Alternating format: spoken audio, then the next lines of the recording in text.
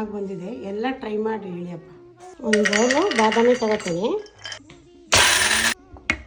ಎಣ್ಣೆಗೆ ಕಟ್ ಮಾಡ್ಕೊತೀನಿ. ರುಬ್ಕೊಂಡಿರೋ almond powder ಹಾಕೋತೀನಿ.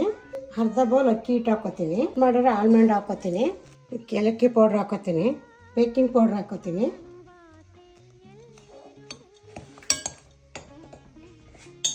ಬಿಸಿ ಬಿಸಿ ತುಪ್ಪ ಹಾಕೋತೀನಿ. ಇದಕ್ಕೆ ಜೇನುತುಪ್ಪ ಹಾಕೋತೀನಿ.